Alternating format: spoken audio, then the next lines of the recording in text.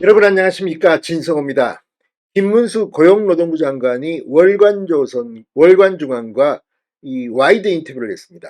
월간중앙 인터뷰에서 김문수 장관은 우리가 몰랐던 많은 이야기들을 쏟아냈습니다. 특히 이재명에게 더 중요한 것은 사법 리스크보다 도덕 리스크라고 했습니다.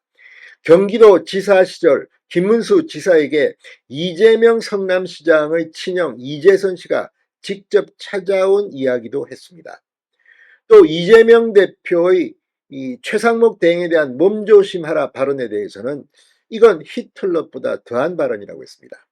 자, 지금 민노총의 행동, 헌법재판소에서 벌어지는 상황, 김문수 장관이 자신이 생각하고 있는 정치 현안에 대해서 거침없이 목소리를 냈습니다. 지금 각종 여론조사에서 보수 진영 주자 중 1위를 달리는 여론조사가 많습니다. 그만큼 이 지지율이 높아진 데 대해서 자기는 전혀 예상 못한 것이라고 했습니다. 자, 김문수 장관이 생각하는 탄핵 정국, 이재명의 정체 뭘까요? 진성호의 융단 폭격 시작합니다. 더불어민주당을 융단 폭격합니다. 자, 이 김문수 이 장관이 월간중앙과 아주 긴 인터뷰를 했습니다. 이 인터뷰에서 작심하고 민주당과 헌법재판소를 비판했습니다. 무엇보다 서영교 민주당 의원이 이 국회 본회의장에서 국무위원들 보고 일어서라고 했을 때 그때 혼자만 앉아있었던 이유도 설명했습니다. 뭐였을까요? 자, 이 김문수 장관은 지금 상당히 지금의 정세를 독특하게 보고 있습니다. 그 이유는 어떤 의미에서는 이 현직 장관이기 때문이기도 하기 때문에 말을 아낄 수밖에 없습니다. 그럼에도 이재명에 대한 평가는 아주 적나라했습니다. 자, 이 김문수 장관 왜 보수 1위로 올라섰는지 향후 전국에 어떤 각오로 전국에 임할지 이런 것들에 대해서는 상당히 하고 싶었던 말이 많았던 모양입니다. 자, 헌재의 윤 대통령 탄핵 선고가 예상 밖으로 늦어지는 데 대해서 이렇게 말합니다. 많은 분이 대통령을 지지하고 탄핵 반대 여론이 상당한 수준에 오르면서 헌법재판관들에게도 영향을 미치고 있다고 봅니다. 박근혜 전 대통령 때처럼 8대0 만장일치가 아니고 헌재 내부에 이견, 다툼이 일어나는 것이겠죠. 자, 그러면서 국민이 직선제로 뽑은 대통령을 국회의원들, 헌법재판관들이 이런 식으로 탄핵하고 파면하는 것은 뭔가 옳지 않은 것 같다는 국민적 대각성이 시작된 것 같다고 했습니다. 우리나라 민주화 운동이 새로운 발전 단계에 접어드는 순간이라는 겁니다. 민주주의의 중심은 국민의 판단이라고 했습니다. 국회의원 300명도 중요하고 헌법재판관 9명도 중요하지만 이들보다 5천만 국민의 판단이 더 존중돼야 하는 게 민주주의라고 했습니다. 자, 민노총이 헌재가 선고 일정을 조속히 잡지 않으면 파업에 나서겠다고 한 데 대해 주무장관으로서 정치 파업은 불법이다. 불법에 대해서는 엄정한 법률적인 조치가 있을 것으로 생각한다고 강력 경고했습니다. 이재명 대표가 마흔역 헌법재판관 후보자 임명을 미루는 최상목 대통령 권한대행에게 현행범으로 체포될 수 있으니 몸조심하라고 했는데 여기에 대해서는 아주 박살을 냈습니다. 김문수 장관은 이건 나치 독일의 히틀러도 한 적이 없는 매우 무시무시한 발언이다. 대통령의 임명권은 단순한 요식행위가 아니다. 최상목 대행관은 저도 같이 일을 하고 있잖아요. 한덕수 총리만큼이나 모범적인 경제관료입니다. 젊고 유능한 분입니다라고 말했습니다.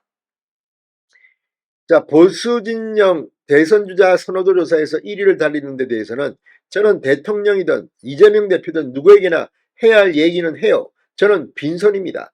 뭐 아무것도 없으니까 겁나고 두려울 게 뭐가 있겠어요. 저는 대통령을 한다고 해본 적도 없고 기대한 적도 없습니다라고 말했습니다.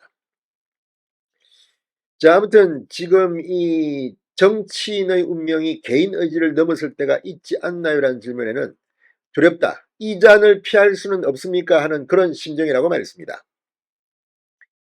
서영교 민주당 의원이 국회에 출석한 국무위원들에게 계엄 선포와 관련해 일어나 국민에게 사과라고 다그친 적이 있는데 당시 김문수 장관만 미동도 하지 않고 앉아 있었습니다. 그때 이런 생각을 했다고 합니다. 국회의원이건 장관이건 기본적 인격은 존중해줘야 한다. 국회의원이 국무총리를 발언대로 불러 질의할 권한이 있고 사과도 요구할 수 있다. 그러나 섣불리 내란으로 규정하며 강제로 사과라고 윽박지르고 강압적 분위기로 사과를 받아내는 건 잘못이라고 했습니다. 국무위원회 위원석에 앉은 국무위원들에게 다 일어나 90도로 머리 숙여 사과라는 건 폭언이자 강압이라고 했습니다. 저는 말렸다고 했습니다. 자, 아무튼 지금 김문수 장관도 국회의원 3선을 해본 사람입니다.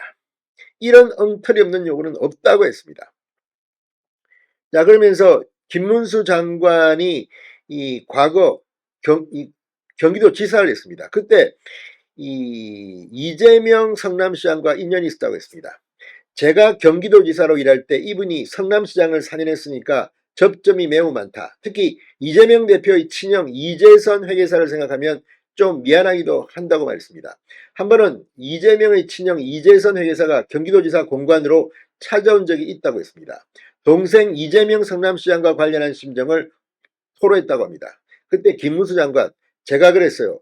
아무리 도지사라지만 이재명 시장 집안 문제에 관여하는 건 적절치 않겠다. 이렇게 말했다고 합니다.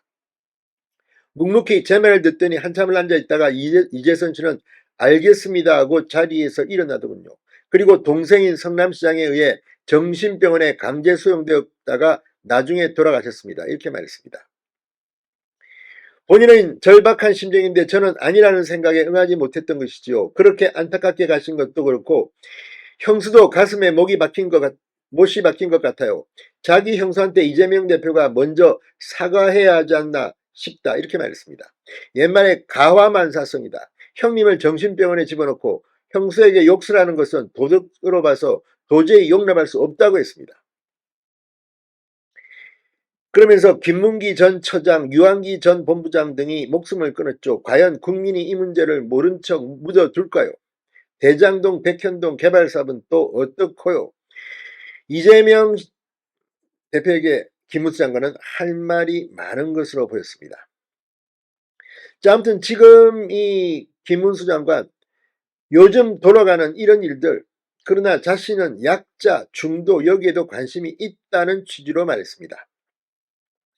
자, 아무튼 이 재임 중 반드시 기반을 닦고 싶은 과제가 있다면 하고 물었더니 미래 세대와 노동 약자를 위한 노동 개혁을 완수하고 싶다고 했습니다. 김문수 장관의 인터뷰 한번 읽어보십시오. 상당히 작심하고 이재명을 두드립했습니다. 진성호의 융단 폭격이었습니다. 여러분 감사합니다.